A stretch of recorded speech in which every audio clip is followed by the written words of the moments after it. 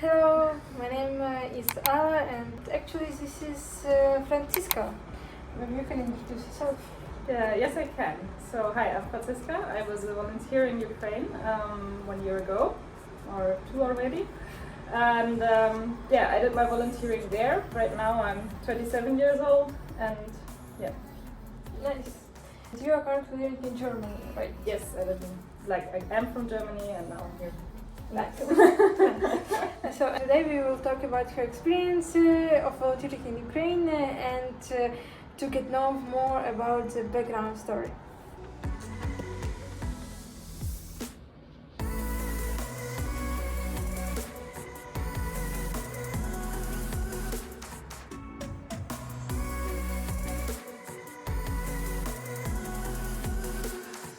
I've been in Ukraine from October until February.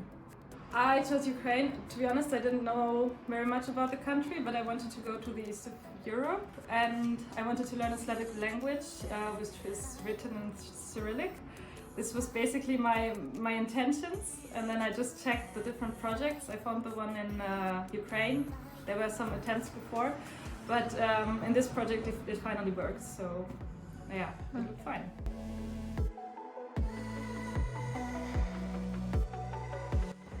Actually, I knew it before because I was volunteering before already, also not in Germany but in West Africa by that time. So I knew the opportunities and I knew about ESC, and it was just a matter of doing my research online to find some perfect place.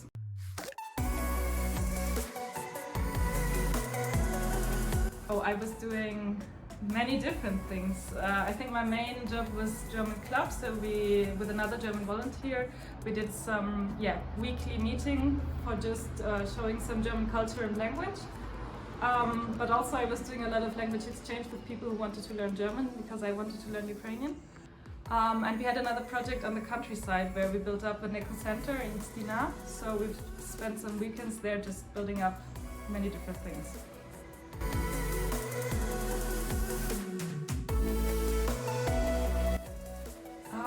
I wouldn't say so many because I was welcomed very smoothly and people took care of me. But for sure language was an issue. Like I could read signs but I didn't understand the language. I often didn't even realize whether people were speaking Ukrainian or Russian with me, which was kind of intimidating for some people who were proud of Ukraine, and I was just like, I don't know. But I started to learn it. My level is still low, but I kind of managed somehow, someone.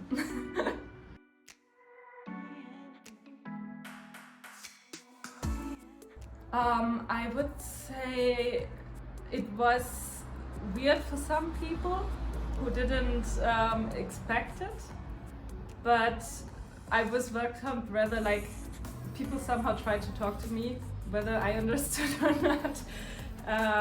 But it was not something like feeling like a foreigner who was not wished there. That was definitely not the case.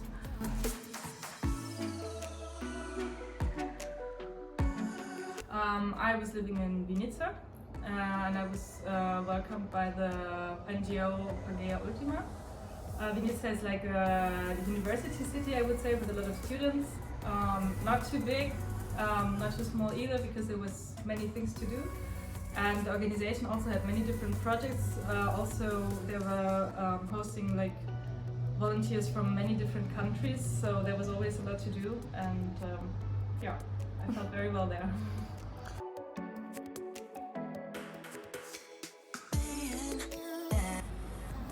Difficult to say. I mean, Germany as a country is known to the people already. Also many people, for me it was really astonishing how many people there are learning German in school or wherever. For sure I hope that I could help them somehow with the language.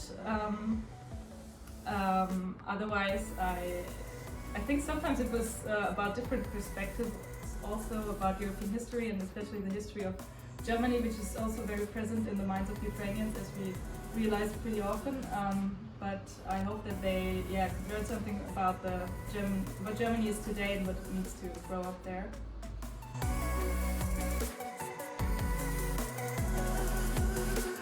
I would definitely say Ukrainian, even though it's not so much, but it was very useful when later working with Ukrainian refugees in Germany, because this was really like my main power, I would say, that I had in this work, because let's say like the regular German who doesn't know Russian or Ukrainian was not really useful or helpful for this work.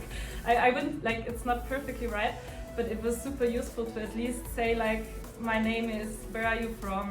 Oh, you search this, you may go there. To pass on some addresses, to do some communications. If someone said, I want to buy this, I could understand and say like, okay, you may check out this place. And like, it was small knowledge, but it was super useful.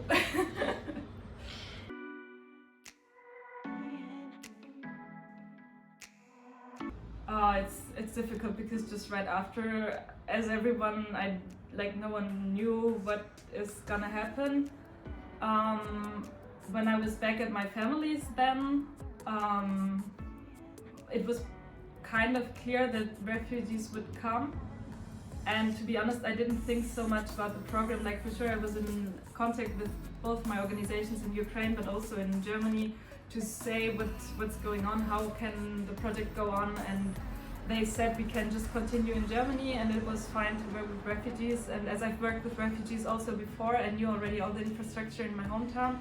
So I just stayed there because I knew like this, at least I could be useful for Ukrainian refugees, even though one couldn't do anything for Ukraine at this time.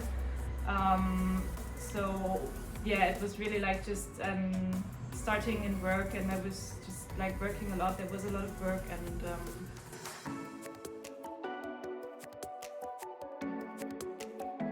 I think we were very lucky, or I know we were really lucky. Okay, no, wrong again.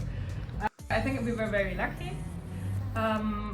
We had an evacuation plan, kind of, even though we were just laughing about it. And it was just like, okay, because our other organizations wanted to see that, like, if something's happening, that we have a plan and so on, that we could stay, because they wanted us to leave before. And actually the plan worked. So there was a driver, our Pangeya Ultima organization really supported us a lot. They called them, and it worked perfectly, like better than I could have imagined. I think that we left the country the very first day, and yeah, after we left the country, everything else was easier.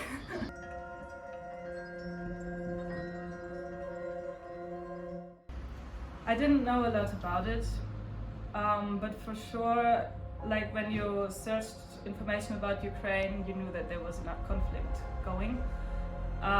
For me, it was something that I never really was interested in, I think, in my life, but I said to me that maybe it's the time to at least like get some information about it then. I mean, Ukraine is a super large country, and the east is so far away from Vinnytsia, for example.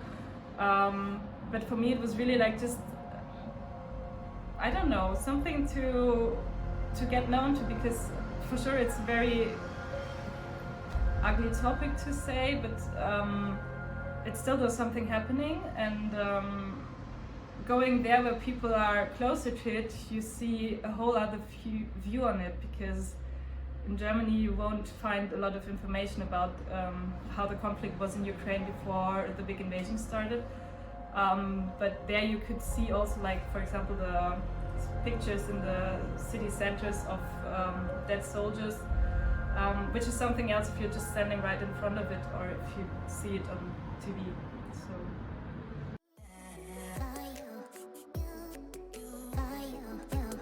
I think the nicest things what were happening during my volunteering was probably in Sina, which was like the eco-center village, because it was really like, it was not super remote, but I don't know, it was just in nature, it was super calm, but we worked so much together, like lots of work that I've never done before, but we just tried it and it usually worked. And it was always very funny, because there was, what we had to do, we just did it somehow, and it was funny in this context. Also because we were welcomed very nicely by some neighbors who cooked traditional dishes for us, and served traditional drinks also, which was really nice.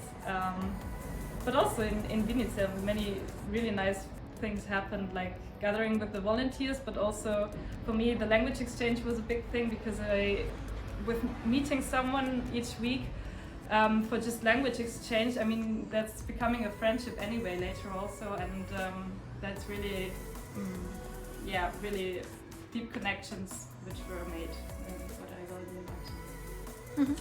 Thank you very much.